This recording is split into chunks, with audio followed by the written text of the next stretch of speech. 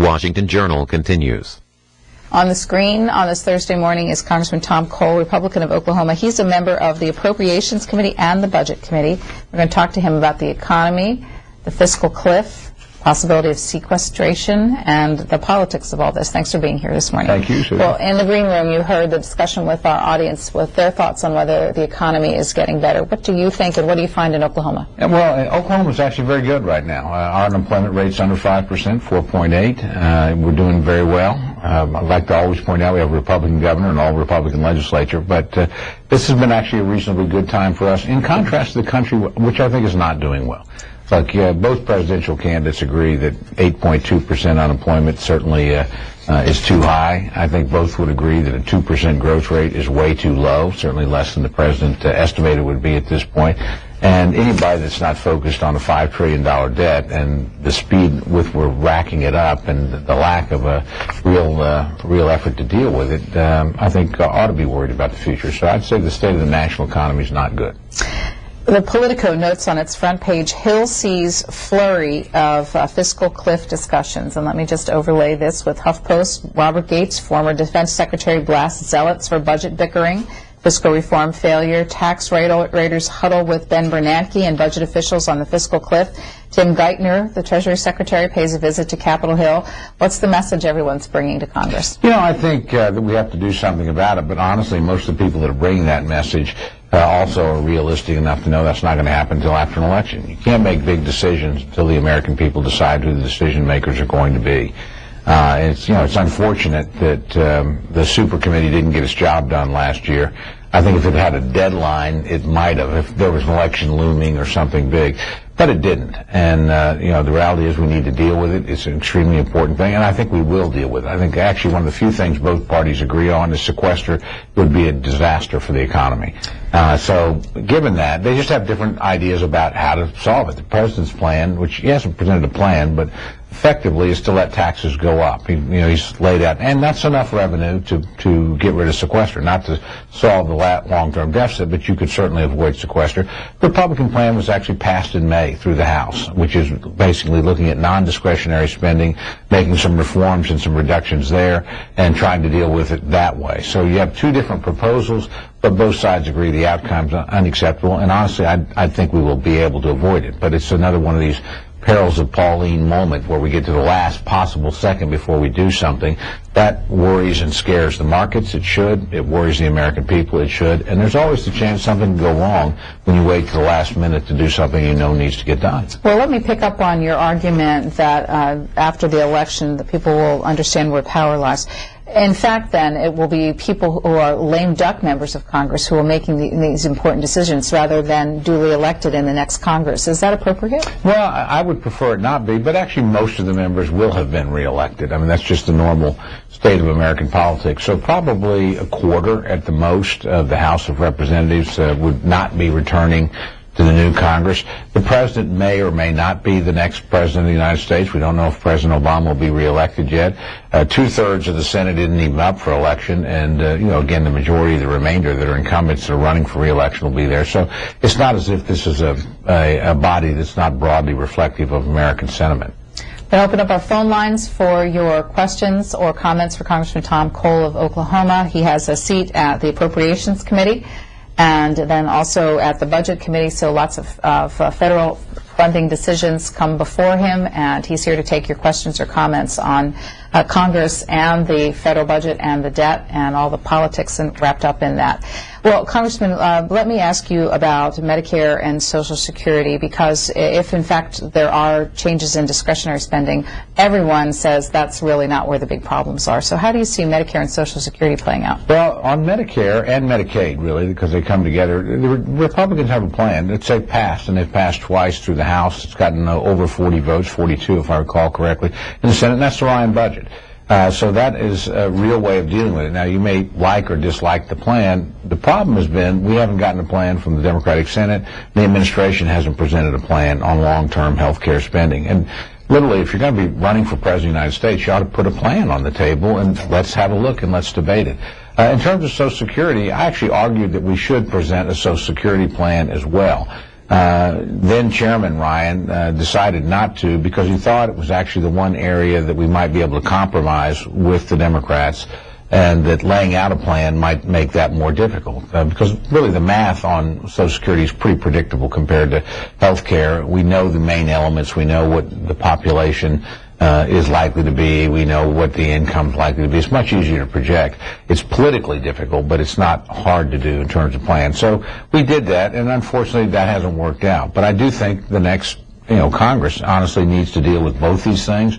We're not in any immediate jeopardy in terms of Social Security. Everybody's Social Security taxes are probably going to go up. I think the payroll tax holiday will run out, but we still have major reserves. That doesn't hit the wall until 2030 something, but sooner is better. We could fix this thing now. On Medicare, I think that's really the great unknown of the election. We know what's going to happen, I think, if Romney and Ryan prevail, and that's basically the Ryan budget proposal. If the president wins, again, he hasn't put a plan on the table. Our Democratic colleagues haven't either, so we have no earthly idea what they want to do. Well, when you look at the politics of Medicare, I've been listening last night to recent polls coming out in battleground states, suggesting that since Paul Ryan's selection, Florida is now more in play than it might have been in the past, which means people are beginning to express concerns to pollsters about the federal government tampering with Medicare. So what are the politics of this? Well, the federal government's already tampered with Medicare. Look, we took $700 billion out of Medicare and shifted it to Obamacare to fund a brand new entitlement. Medicare is going to change, and the real question is, how is it going to change? Are we going to be up front with people and talk to them now? The best chance for Medicare for the current recipients and those near term to survive is actually the Ryan budget, which makes provision for that. So far, again, the president, I think, in this regard has failed. He just has not presented a plan at all. The politics are difficult. There's no question about it. I'm actually very proud of the Republican caucus for putting forward a plan 2 years in a row and putting their fingerprints on it. It's one thing to talk about reform, but the minute you vote for it, you know it's going to be used in a campaign ad against you. That takes some courage. We've got to have comparable courage in the United States Senate, where they haven't produced a budget in 3 years, let alone a serious alternative plan. And we've got to have comparable courage from the administration. So far, in terms of entitlement spending, they just simply haven't exhibited that. Well, I want to get to calls for you, but before I do, what do you think of the state of the Romney-Ryan ticket this week? I think it's actually pretty good. We're going through a lot of hand-wringing, but look, I was chief of staff of the Republican National Committee in 2000. George Bush was behind at this point, won. I remember Ronald Reagan being behind at this point in 1980, and he won. I really think the decisive days of the campaign are in front of us. I think October will be the decisive month. It's a close race. It's going to remain close to the end. The debates are going to be critical. We have 2 more job reports between now and the election. And sadly, we have an unfolding, literally, crisis in the Middle East, ongoing crisis, part of the Arab Spring. That's unpredictable. Nobody knows what that might mean in terms of the election. So I think it's volatile, it's close, and it's going to go right down to the wire. Well, let's go to calls for you, Congressman, beginning with Keene, New Hampshire. New Hampshire being one of those states that is being targeted by both campaigns. Ron is a Democrat there. Hello. Can you hear me? We can, sir. Good morning. Hello, Mr. Cole. It's an honor to speak with you this morning. Thank you. My honor. C-SPAN also. Always a great pleasure. You guys do a great job. You said that President Obama didn't have a plan. He's been sending plans to Congress ever since he's been there, and his plans are dead on arrival as soon as they reach Congress. This president hasn't been given 4 years to fix the economy. He's been given a year and a half. Let me ask you this. What has the Republican majority in the Congress, what have they done in the last 2.5 years? They've cobbled together some plans that they knew wasn't going to pass and sent them over to the Senate. And they knew they wasn't going to pass because they were just some outtakes of the president's original plans. But the Republicans have done absolutely nothing in the last 3.5 years to help this economy. All in the name of bipartisanship and to the country's detriment. The president has tried to work with Republicans. You see that all the time, and it just hasn't happened. Let's pick it up from there. Thank you for your call from New Hampshire this morning. Good, thoughtful call. Look, first of all, remember the president did get everything he wanted for 2 years, and he had total control of Congress, and he still retains control of the United States Senate. So this idea that somehow the president's held hostage by a Republican majority in the House of Representatives is remarkable. Ronald Reagan never had control of both houses. He only had control of the United States Senate. He managed to get a lot done, and he got a lot done throughout his presidency. Bill Clinton didn't have control of either House of Congress for 6 years. I suspect you would think he got a lot done. So I think the president just has not produced. And the things he did get done the first 2 years, the health care plan, the stimulus, are remarkably unpopular. Now, in terms of the last year and a half, because that's all the Republicans have had control of the House of Representatives, we've done a lot. The old Republican Party honestly would have never passed the Ryan budget. I think it took a lot of courage to actually put your fingerprints on a plan that will lower spending by over $5 trillion and will fundamentally reform Medicare and Medicaid. That's a real plan. And when you say the president sent us plans, he's never sent us a plan on that. And when he sent us a budget, his own budget, when it was put to vote in the United States Senate the last 2 years, failed 97-0 once and 99-0 the second time, and 414-0 in the House. Now, when Democrats won't vote for the plan that the president submits, it's not a serious plan. The Democratic Senate hasn't produced a budget in 3 years. The Ryan budget is an overall plan, a roadmap to tax reform, a roadmap to entitlement reform, a roadmap to a stronger restraint on discretionary spending. In terms of not doing things, actually, I would argue that Congress has done more than it gets credit for, and I'll give the administration credit. Look, we had a budget deal in April of 2011 that cut discretionary spending on an annualized basis by $60 billion. We had a debt ceiling deal that we're still wrangling over, but it cut long-term spending by over $2 trillion. Over $1 trillion of that has already been done. We had 3 free trade bills that the president asked for, that a Republican Congress produced, which a Democratic Congress couldn't. We just finished a transportation bill, long-term, which most people thought we couldn't do. Took care of the student loan interest rate issue. We did FISA, which is the intelligence reform that the administration called the most important piece of work in that area. There's actually been a little bit more bipartisanship than either side would suggest, but on the fundamental big issues, how are you going to long-term fix the economy, deal with the structural deficit, there simply hasn't been a plan produced by the administration. When you say that we haven't worked with the president, look, I think the beginning of working with the president is producing what's your position. And the Ryan budget is our opening position in what we would hope is a negotiation. The other side has to produce an opening position as well. So far, I would argue the president and our colleagues in the Senate have failed to do that. Peter Hibbert on Twitter wants to come back to you, Congressman, on the Medicare discussion. He writes, please, not the $700 billion again. A large part of it was excessive insurance premiums, and Ryan had the same $700 billion in his. Yeah, he certainly did have the same $700 billion. The difference is he didn't take it out of Medicare. He left the money there. He didn't fund a whole new entitlement with it. To me, that's a great distinction. I'm all for saving money in Medicare. I just think you ought to leave the money that you save in the program that you're saving it from. Look, this is a program the number of people on will probably double in about the next 20 years as the baby boom generation retires. To be taking reserves out of it to fund a new entitlement is simply wrong. And, Paul didn't do that. The president did. Next is a call from Wilcox, Arizona. Joe is a Republican there. You're on for Congressman Cole. Good morning. I am. Morning. Well, good morning. Congressman Cole, I'm appalled at the fact of where the Republican Party's going. For you to sit there and think that you've done a wonderful job is crazy. But here's 2 questions. What do you think about a constitutional amendment to base your pay on 2 votes a year on your performance? And what are the votes? What do you think that we are ignorant when you come out after a president's elected and say we're going to make him a one-term president, and you make the rest of us pay for your childish acts? I mean, how do you think we should take that? Joe, you listed yourself as Joe, you listed yourself as I am a Republican. You're frustrated. And I'm very upset with the lip service. It's like a used man. Oh, and go back to your idea. What are the 2 votes a year you referred to? Karl Rove, and he's selling anti-gay. Okay, thanks very much. He was talking and we didn't, or able to clarify that. I'm sorry. Look, I didn't say we'd done a wonderful job, and I don't think anybody in Congress is pleased with the job that's happened. I did say a lot more has gotten done than most people suspect. And by the way, those things that I listed were all bipartisan. Those were all deals with the President of the United States. This idea that people aren't willing to work with him is simply wrong. I think the fundamental question of the election is, do you want the next 4 years to be like the last 4 years? Because the President hasn't told us why and how it would be fundamentally different.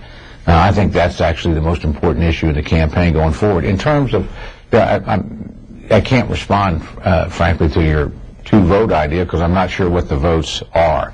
But pay performance is never a bad idea, and I'd be willing to sit down and talk to you. I would like to say something like that linked to passing a budget. You know, I think that's a fundamental job. The United States Senate has not done that in 3 years, and it only takes 51 votes. It's not something that takes 60 votes to do. There are plenty of Democrats to pass it. We passed a budget, and it's a budget that will be the subject of many political ads, already is. We're under attack for. Fair enough. I mean, that's what governing is about, is choosing.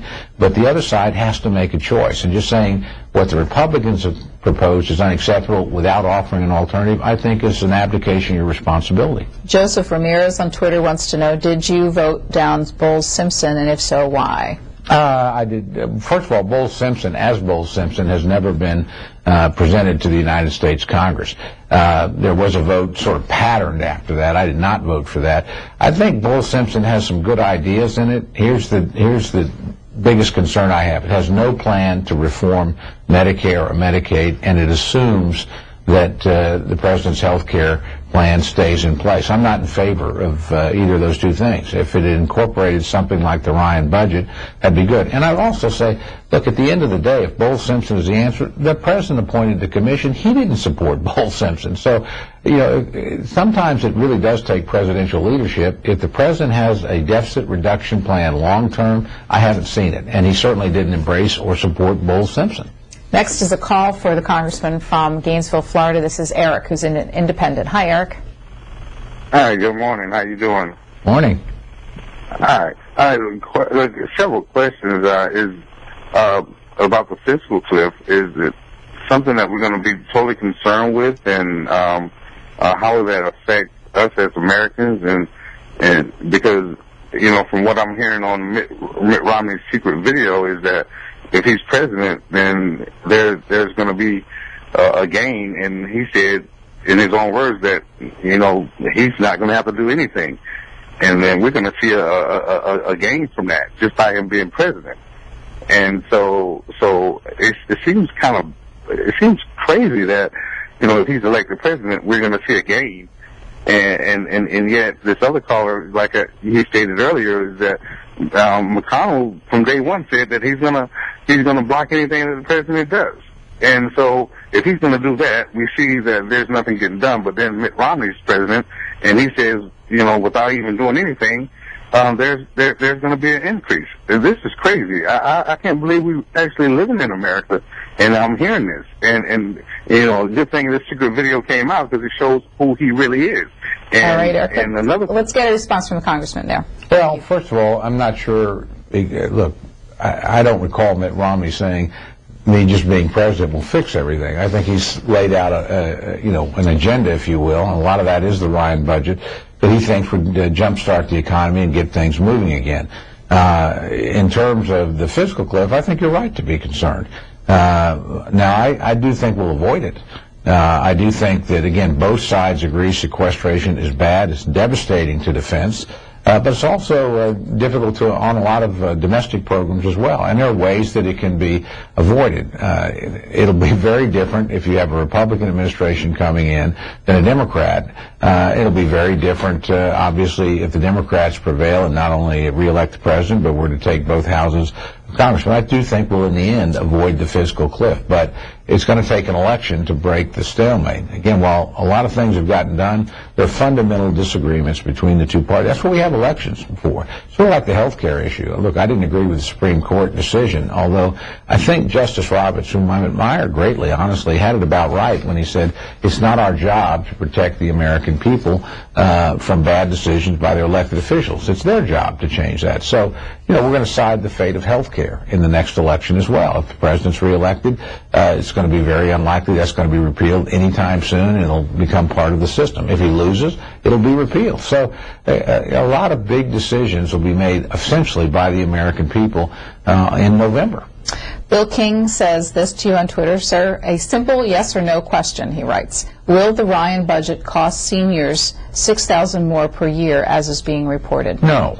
That's a CBO calculation that I think has no basis in reality, as congressional scoring often does. Look, the Ryan plan is basically Medicare Part D, applied to the whole Medicare system. And we found that has actually worked. It's the only health care program that I'm aware of in history that actually costs less than we thought it would. It's 41% less than the CBO projected it would cost 10 years down the road. And it's 41% lower premiums, or over 40% lower premiums for individuals than we thought there would be. It's actually been a program that worked. Ryan said, let's take an idea that's worked. And by the way, his Medicare proposal is largely rooted in a Democratic deficit commission that Alice Rivlin chaired in the late 1990s. So these are not new or sweeping or radical ideas. These are ideas that have been kicked around for a long time by both parties. I think he just packaged them, put them out there, and was willing to take the political risk to actually do the right thing. Medicare, Medicaid will not survive in their current form. It's just simply going to have to change in some way to accommodate a much larger senior population. We can do it thoughtfully, gradually, over time, or we can wait till a disaster hits. But one way or the other, I think the system is going to have to change. Next up is Brooklyn. This is Les, who is a Democrat there. Hi, Les. Good morning. How are you? Good morning. I want to ask the representative. He just said the CBO's figures was crazy. But it seems like the Republicans, they'll quote figures from the CBO when it's in their favor. And my main question is, the $719 billion, didn't the CBO say that that would be the savings from Medicaid with the new health care system? It did. No, you said he took it, he's going to take that and put it in to Obamacare. He is. But, excuse me, sir, when they came out with the $719 billion figures, that was not going into Obamacare. That's what it would save with Obamacare from the savings for the cost of health care. So you keep saying, and it's the second morning in a row, ma'am, I've been sitting here watching this TV, you have a Republican over here saying this nonsense about the $700 million. It is not being taken, it is a savings. So with Obamacare in place, we will save $719 billion over 10 years. All right, Les, thank you. Let's get a response from Mr. Cole. Well, this is in some sense a semantical argument, but look, it is a savings, and then you have the Affordable Health Care Act, Obamacare, whatever term you want to use. That savings plus $600 billion in new taxes are what finances that. So, it's one thing to save money and then leave it in the system. In other words, you're not using it up for a brand new program. The country's already running $trillion-dollar deficits, 4 in a row. First time in history we've ever done that. The largest debt that any single president has racked up in a single term. And yet we're talking about a brand new expansion of entitlements. And again, that's done by, quote, reforms in Medicare that divert money that otherwise would go there someplace else, plus $600 billion in new taxes. So you can describe it how you want, but you're basically taking money out of Medicare to help, along with additional tax revenue, to pay for Obamacare. That's the way the system is designed to work. I would argue if you can save money in Medicare, which I think is a good thing, that you leave the savings untouched. You don't divert them to a new program. That gives you flexibility. That helps deal with the long-term deficit crisis. And the President has presented a budget to us that never, ever balances, never comes close to balancing. sooner or later, you have to have a budget that will balance, that will work toward. Even the Ryan budget, which you talk of as radical and extreme, takes a couple of decades to actually come into balance. So this idea that we're being brutal in the cuts, I think, is just simply not correct. But we're going to have to make some big decisions as a country. The Ryan plan is one set of ideas and alternatives. It's on the table as the Republican negotiating position. We still haven't gotten, a set of comparable proposals from the administration or from our friends in the Democratic Senate. The Senate yesterday failed in its consideration of a $1 billion veterans employment legislation.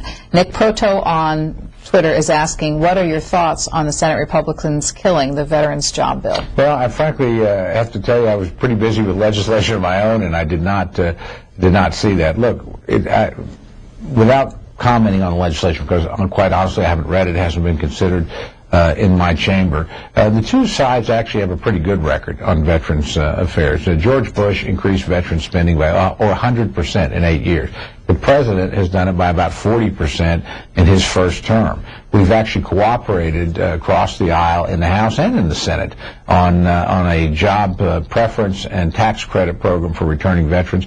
I think this is an area you can't possibly do too much. These are men and women that put themselves in harm's way to protect the rest of us. So I'm always willing to sit down and look at what we can do in that area. And honestly, both President Obama and former President Bush have a lot to be proud of in that regard, and both parties have worked together pretty well on veterans issues. Well, speaking of working together well, for a Congress that often has a partisan split, an overwhelming vote yesterday on legislation you sponsored, 310 to 95, on federal funding of political party conventions, which you would like to end. Tell us what that legislation is. You're very kind to mention that. Look, it's very simple. I think most American taxpayers don't know that as part of our presidential public financing system, the parties each receive a check every 4 years to help them put on a political convention. This year it amounted to almost $18 million for Democrats and for Republicans.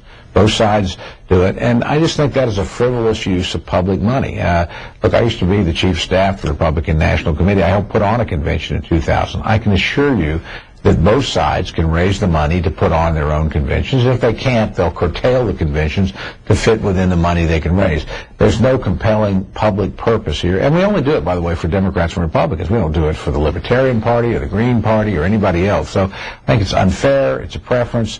The money ought to stay in the federal treasury and, it can be used for other more pressing purposes. I don't think any American really believes, or very few Americans really believe, we need to publicly fund political campaign conventions. Next is a call from Roy, who's a Republican in Baton Rouge. Good morning. Good morning, C-SPAN. Ms. Susan, how are you doing? Great, thank you, sir. Morning. Good. I wish your guest, who's next, Mr. Lawson, was also up with Mr. Cole, because they swear to uphold the Constitution, if I'm not mistaken. We do.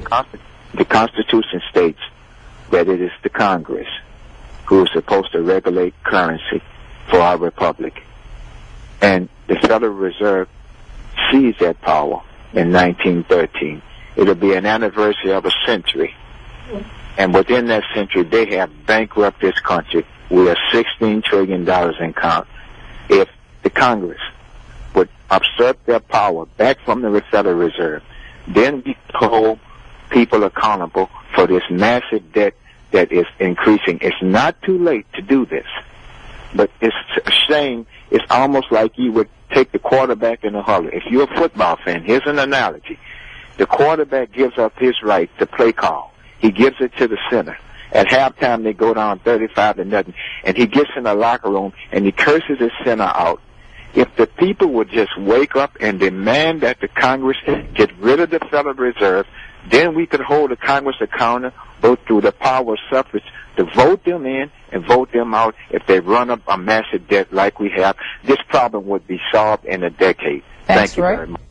Well, a couple things. First of all, to be fair, and I can be very critical of Federal Reserve policy. Actually, I think the policy they just adopted of buying $40 billion a month in mortgages is a big mistake and potentially inflationary down the line, and actually also a pretty strong statement that the president's economic policies haven't worked. Having said that, I don't think the Federal Reserve is responsible for the debt. The debt is a congressional responsibility. That's something that Congress has done or failed to do, not the Federal Reserve. The Federal Reserve really has two key functions. The first is to maintain the stability of the currency. The second, which is debatable whether or not we should charge them with it, is to try and maintain full employment as well. And sometimes those things are in conflict, and they try to juggle them. And look, this Congress has actually looked pretty critically on the Federal Reserve. We passed through the House an audit bill to try and get a clearer understanding and accounting for what goes on there. And I think that's a good thing. And I must say, while again I disagree with Mr. Bernanke's recent policies, he's been more forthcoming than most Federal Reserve chairmen have been in the past about being public and discussing things openly. Last thing I would ask the caller to consider is, do you really want politicians to be in charge of the stability of the currency? Because they think politically, and they usually react according to the election cycle. That's not a good thing for the country.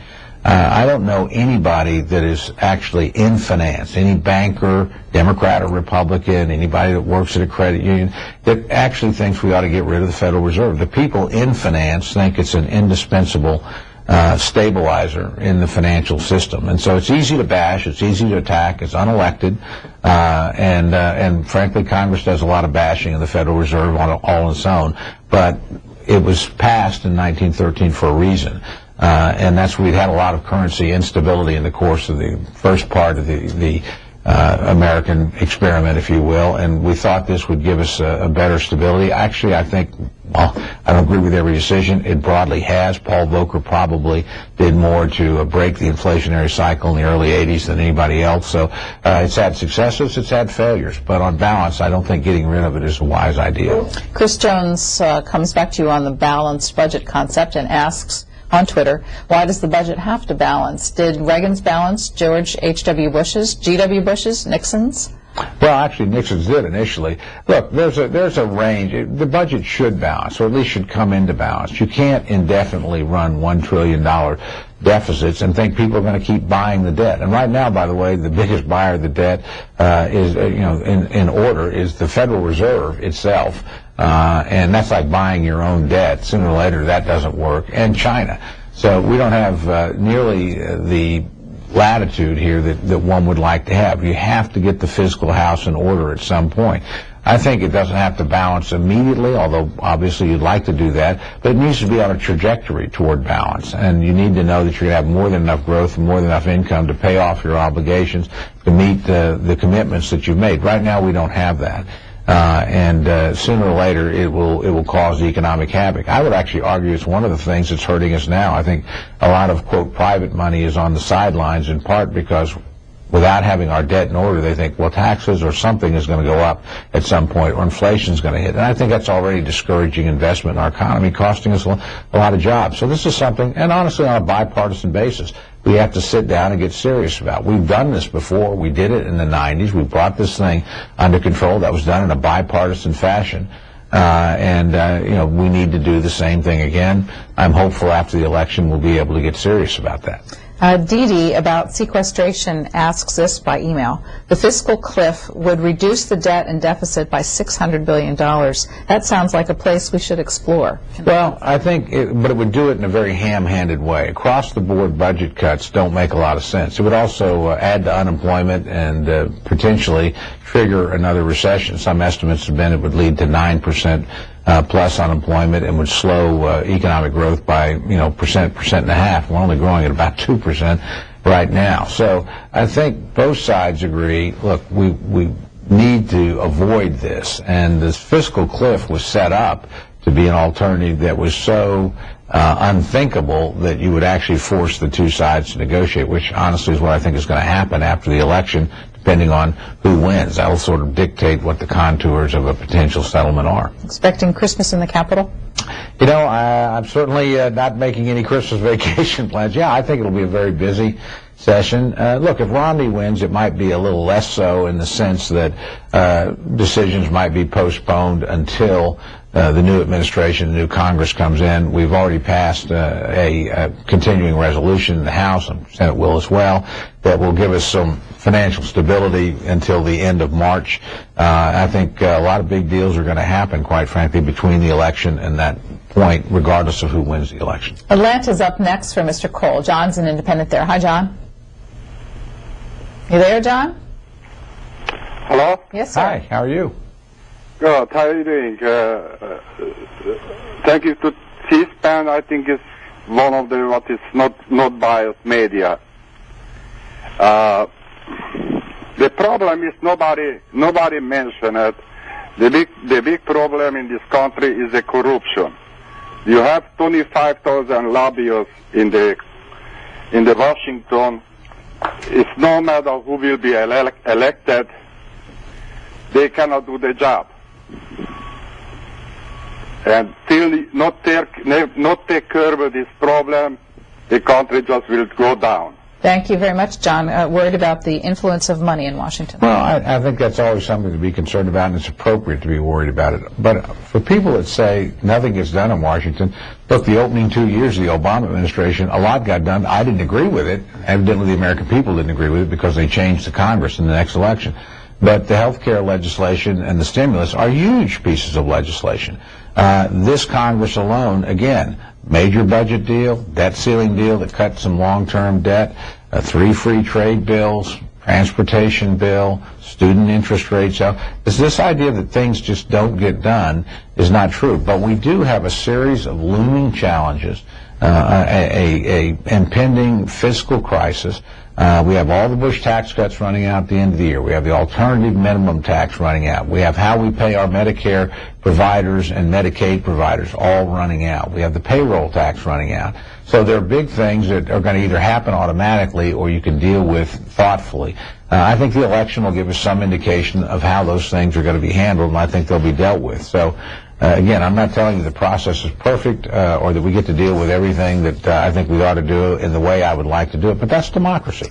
The Washington Times writes about the tax decisions, your looming tax hikes, increased taxes for everybody, they write, so Obama can redistribute wealth. But should people get accustomed to the fact that they will be paying higher taxes? Well, no, not necessarily. Again, the Ryan budget avoids that, but the basic choice is how much of your money, the American people's money, do you want the government to take to have the services that you want? That's always the basic issue of government. Taxes, if the president's reelected, we know taxes are going to go up for high-income earners and small businesses.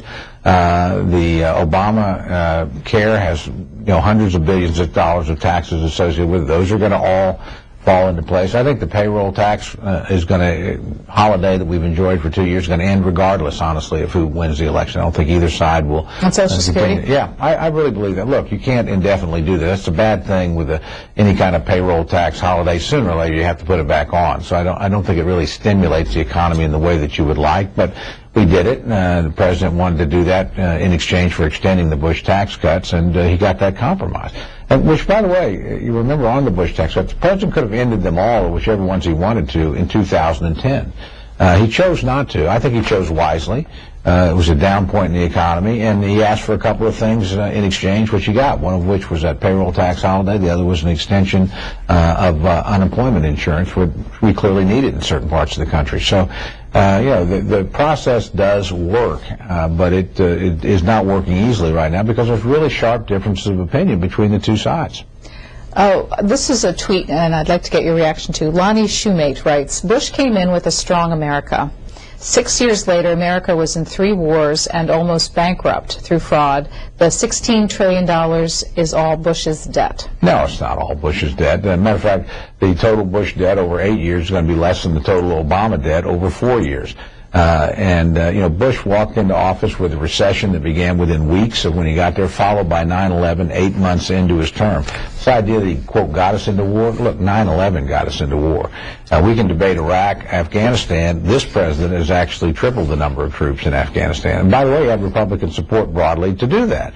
So let's remember, we got into wars because the United States was attacked. 3,000 Americans were killed on American soil who had just got up and went to work and had no earthly idea what was going to happen happened. So this idea Bush manufactured that attack, I don't think so. And it was planned and executed in Afghanistan.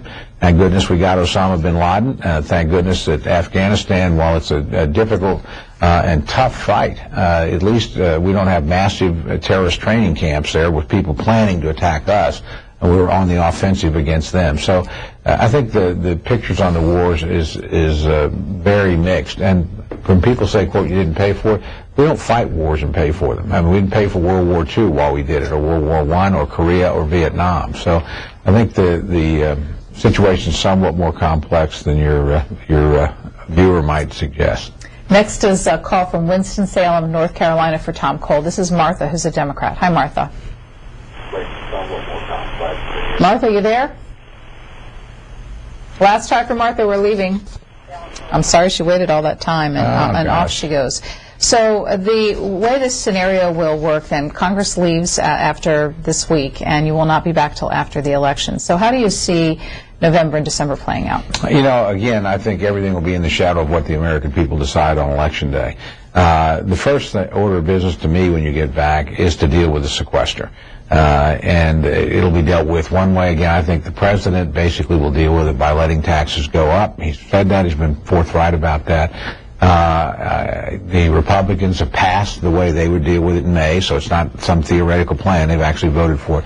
One or the other of those ways will prevail and probably deal with sequester. Then we have to deal, in succession with, are you going to let all the Bush tax cuts go up? Look, Democrats who like to load the Bush tax cuts have already accepted essentially 80% of them for 96% of the American people. So they must not think they're all bad because they're willing to take almost all of them. But there's going to have to be some deal struck on that. How much? What do you do? What's the format of it? I would like to see us honestly extend them all, do what actually President Clinton suggested at one point, which is extend them all for a year and then work on a total overhaul of the tax system. We all know there are too many credits, too many loopholes, too many games that can be played in the system. I think that debate would be a healthy one. Second thing we have to do is deal with how we compensate our providers for Medicare and Medicaid. Now, that all runs out. Otherwise, they'll take 27% cuts across the board. I think it's hard if you're on Medicare now to get a doctor. Wait until then. So that has to be dealt with. AMT, there's a whole succession of big items that need to be dealt with in a short period of time. And we talked about the top of the ticket, but in a prior life, you were the executive director of the National Republican Congressional Committee. I know you follow congressional seat allocation pretty closely. So what's your handicapping of the actually, it's strange. After 3 wave elections in which the House has changed control twice, I think you're going to see a very stable House landscape. The real action is in the presidential and the Senate races. I think we're in a very narrow band. Republicans might pick up 2, 3, 4 seats, might lose half a dozen. It's that sort of thing. So we're almost certain to have a Republican House of Representatives on the other side of the election. Both committees, I must say, Steve Israel and Chairman Sessions, Pete Sessions, have both done good jobs. They're both excellent. They both recruited good candidate crops out there. So you'll have a lot of action, a lot of motion, but not much movement in the end. It's going to be a pretty stable year for House elections. Well, Mr. Cole, thank you for being here. Perhaps we'll see you after the election when we're in the midst of all this debate over the fiscal cliff issues. I look forward to it. Thank you. Well, Mr. Cole talked about the House races. Right now we're going to bring you up to date on 2 Senate races.